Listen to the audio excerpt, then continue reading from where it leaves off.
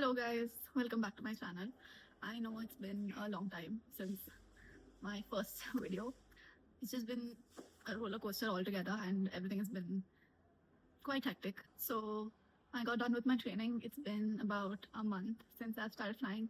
My base is currently Bangalore and I am really sorry for not uploading another video. I know all of y'all were very eager and I helped a lot of you guys. I got very positive comments on that video, along with a few negative ones for sure. I even met a lot of y'all at iFly actually, and it was amazing. A lot of you guys came up to me and told me about how my video inspired you. And anyways, all of that is amazing.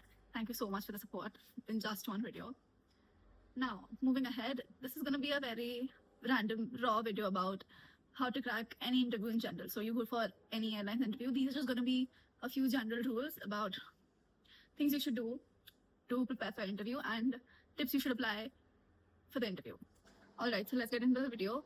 I'm gonna make this video as short as possible, and because the previous video was quite long and fast, so yeah. The first point would be to read about the airline. So make sure you do your full research about whatever airline it is that you're applying to. So make sure that you look up values of the airline and aircraft types that the airline has, and also the destinations that the airline flies to, and just all the basic things about the airline. So you can get that on the airlines page in About Us section or Career section, and all of that you can find it somewhere. All right. So also you can also do research about all the leaders of the airline, so you at least have somewhat an idea about the leadership pattern. So when I talk about values of the airline, so supposing the airline's value is honesty, so you have to make sure you add these values of the airline somewhere, either in your resume or in your interview answers. So for example, the airline's value is honesty. One of the values are honesty. So you can mention that I'm a very honest person and I believe it's always important to be truthful. Obviously make sure that it's very natural and comes out very naturally. Don't try to mug up anything, because they have been doing this for years. All right, so if you're going to try to mug up your answers and learn all of the things that you're going to say, they always come to know, and they're going to come to know. It's quite obvious. So try to be as natural as possible. All right. And also another second point would be no negative words. Make sure that you bury the no completely. Do not use words like no, can't, I won't, or I can try, I'm not sure. Try to avoid negative words as much as possible. They do not want to see negative people. It shows even the slightest hint of negativity is going to put them off. So do not try to use negative words at all. So if the interviewer asks you questions that are situation based, all right, so make sure that you always are solution centric and your answers are also very solution centric. So again, like I said, you do not use any negative words and try to reduce it. So for example, the interviewer gives you a situation that if there is a customer who wants a sandwich, but you do not have a sandwich, and sandwiches are also pre-booked. So how are you going to answer? What are you going to say? What are you going to do about the situation? So again, so sandwiches are pre-booked. You cannot buy them on board. So what you're going to say is, sir, would you like to have munchies? Purchase any munchies along with it and have munchies, since we do not have sandwiches on board. But you can definitely pre-book sandwiches the next time you fly with us. Simple. So you saw how that answer, I tried to avoid saying no to the customer and gave the customer an alternative for whatever they wanted. So they wanted a sandwich, okay? But the main purpose was that they were hungry. So I suggested they could purchase a snack from a buy on board cart. And I told them to pre-book the sandwich next time. So you always try to give an alternative, because just saying no to the customer is not going to provide them a solution. So again, this is just hypothetically speaking. They can ask you any situation. It's not even necessary they're going to ask you a situation, but you should always be well prepared for whatever comes your way. Right. So the next point is that make sure your resume is strong. So obviously these interviewers have been hiring and firing for years and taking interviews for years. They have seen thousands of resumes. So if you actually want your resume to stand out, make sure it is very strong. So no matter whatever achievement it is, whatever, even the slightest bit of work experience that you have, mention it in your resume. Because most people hesitate to mention basic things in their resume, but the more you have in your resume, the stronger it will be, obviously.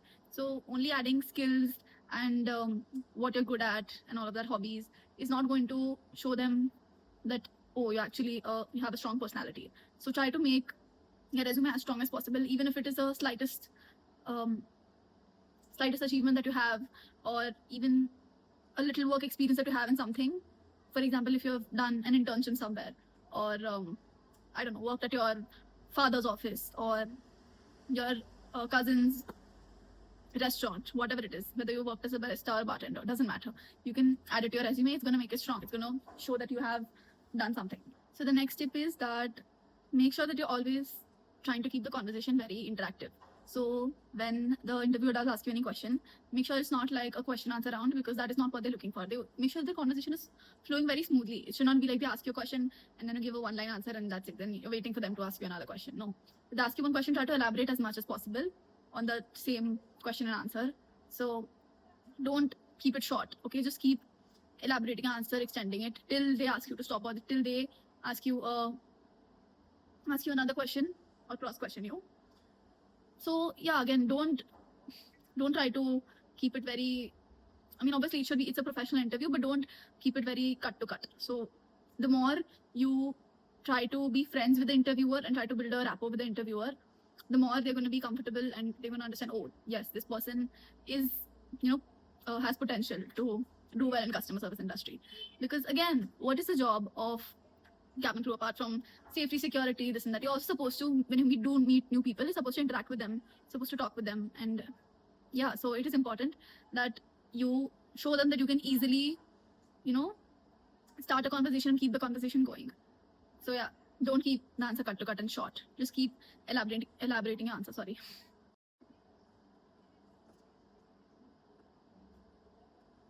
So then the next point is that make sure that you're always attentive. So you might think that, when you're sitting in the waiting area, when there are other people giving their interview, nobody's looking at you, but it's not like that. Even when you're just sitting in the waiting area and you're on your phone, there's always people observing you. Even when the interviewer is taking the interview of some other candidate, they always have eyes on you, and they're going to see that, oh, this person is on their phone. So please don't be on your phone. Avoid touching it. Please be focused on what you're here for, and be your best self. Be your best self. Even if you have to pretend, be your best self. Always be poised. Back straight, chest out, chin up. Sit straight. Good posture. Smile all the time. Smiling is very important. So yeah, always be well mannered during an interview, because you never know who's watching, and they always keep an eye.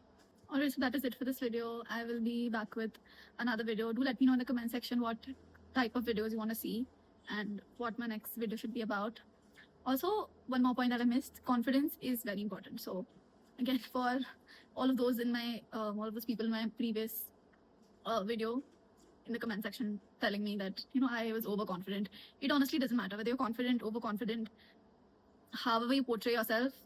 Confidence is very important. All right, so call me a narcissist, call me whatever, but my confidence is what got me here. If it was not for that, I wouldn't have been here. So yeah, it is very important to have faith in yourself.